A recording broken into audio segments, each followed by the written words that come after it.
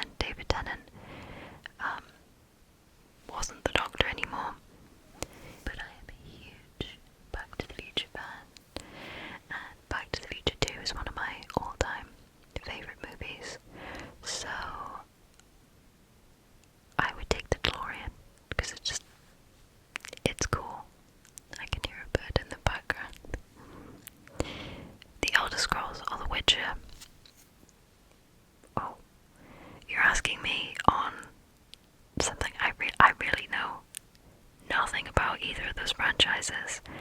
I'm so busy with so many other games that I haven't had a chance to play those. I played the original Elder Scrolls. What was that one called? Oblivion. I played that for like 20 minutes, and I've never played a Witcher game. We watched the Witcher TV show recently, and I don't think either of us were very impressed with that. So, neither, I guess, because I know nothing on them. I'm sorry. Role-playing or rambling? I would say role-playing, because there is a lot of work and time and effort that goes into creating a roleplay.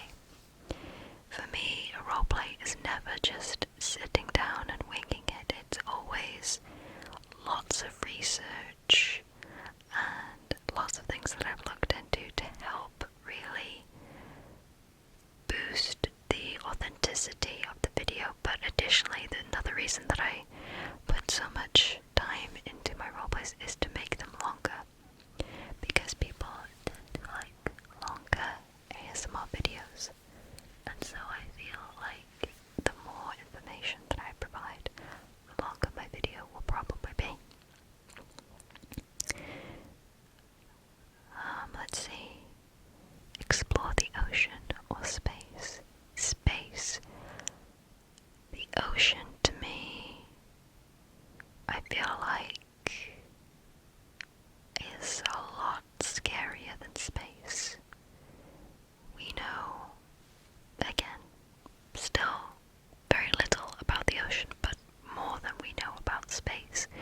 So we're looking at it from perhaps a what could we benefit more from perspective. Maybe space would be better in that regard because we know so little about space. It kind of reminds me of QI. As they always say on QI, it's a TV show in the UK. All the facts from the previous series of the show end up being inaccurate because facts change all the time because we're always updated with that information. And I think the same could be said about space.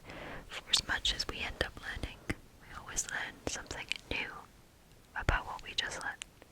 So, for me, from an interest perspective as well as from a benefits perspective, I would say space. And also, the ocean is scary. I mean, every time they send those, like, 2-man submarines down, they haven't been able to hit certain ocean beds because of the amount of pressure on the machinery. Is that not scary enough? For me, that's too scary.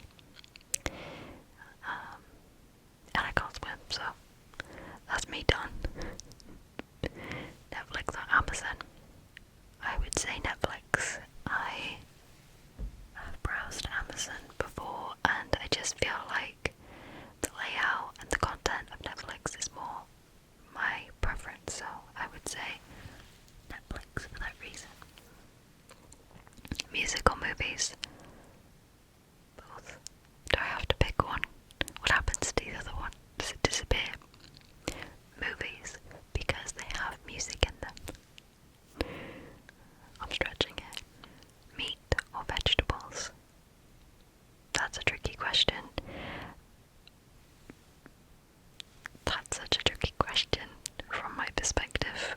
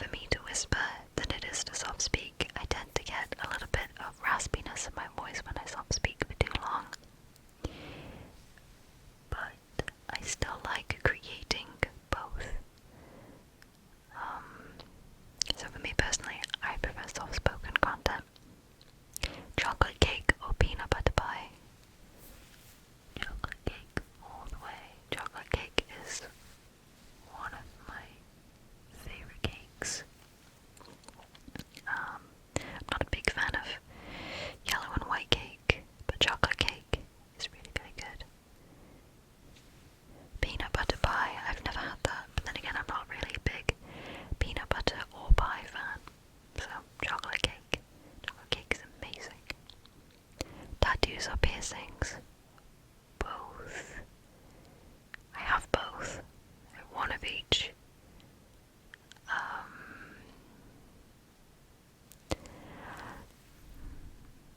I much prefer tattoos. I think they're very interesting. But for the future for me, I would say piercings, just because it's very tricky for me to like a design long enough to have it on my body for the rest of my life.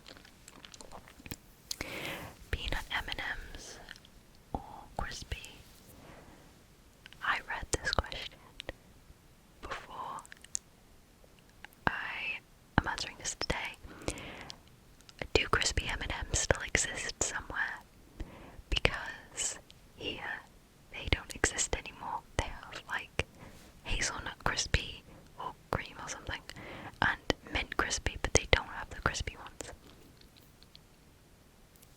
Where do they still have crispy M&Ms? I would eat those right now. I'm so passionate about them. They discontinued them here. Crispy M&Ms, but I don't have a choice anymore, so it's peanut M&Ms. I love peanut M&Ms anyway. I love M&Ms in general. The Mona Lisa by Da Vinci or Starry Night by Van Gogh. I was actually lucky enough to see the Mona Lisa a few years ago in France, and it was really underwhelming. All that hype for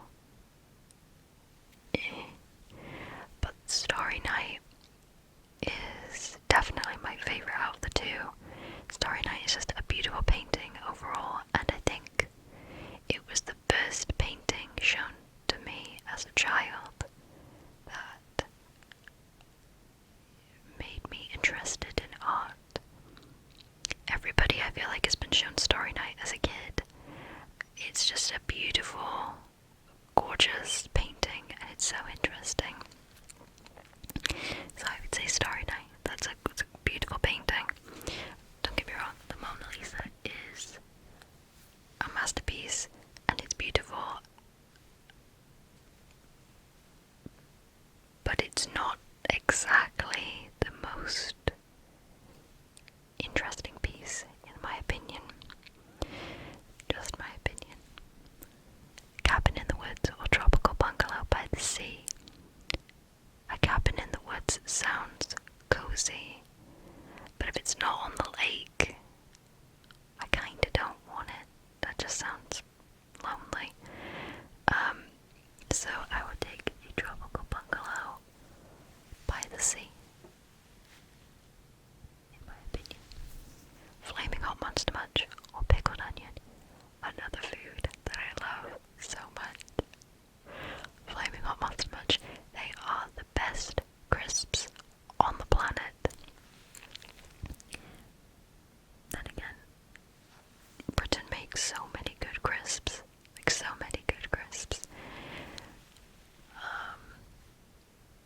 McCoy salt and vinegar really good. French fries really good. Watsits really good. I'm trying to think if they still make prawn cocktail Watsits.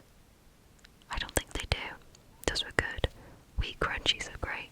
I could be a whole day talking about crisps. But yeah, Flaming Hot Monster Munch. Those are great. Okay. What do we have next? Hair done professionally for the rest of your life for free, but no makeup. Or free makeup for your life, but never have your hair done. Hair done professionally for the rest of my life for free, but no makeup. I really don't wear makeup anyway. Does that mean I get no makeup at all? I can live without it. Hair done professionally. I like getting my hair done. Definitely hair done professionally for the rest of my life for free. That sounds amazing. Because